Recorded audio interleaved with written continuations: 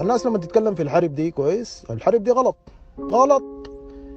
رضيت ولا رفضت، ما تقعدوا تشجعوا كانكم بتشجعوا في كوره بتاعت هلال مريخ. الكلام ده قلناه والناس كلها اتفقت عليه. دي حرب بتاعت تصفيه حسابات، ده ما مكانه ولا ده ما محله كويس.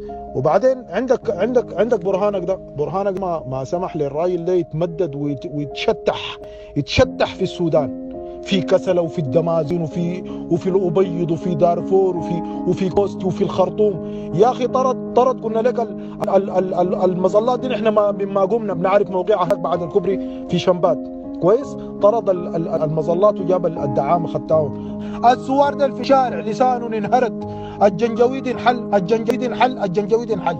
انتوا بتتكلموا كيف يا اخي؟ يا بدعينوا للحرب ده بافق اكبر. الجيش ما في سأل ولا جوز يتكلم فيه كويس، لكن الجيش المحترم ما بيعمل كده، الجيش اللي بيخاف على شعبه ما بيعمل كده. يا اخي خلوكم ناس واعيين شويه يا اخي. يا اخي انتوا لو عندكم اسره في الخرطوم دي، داخل الخرطوم في شمبات وفي كرر العجيجه ولا في الشجره ولا في جرة، اقسم بالله العظيم ما بتقولوا الكلام ده.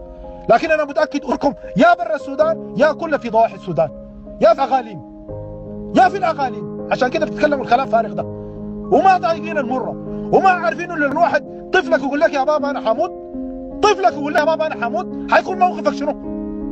برضه حتلاقي برهان تأيد الحرب لما تلقى اولادك قاعدين في الظلام، مويه ما عندهم وكهرباء ما عندهم وانت بعيد منهم وما لاقيين حق لا في فرن لا في بقاله شغال تمام ولا في زول واقف معاهم. انت ما بتقول الكلام ده.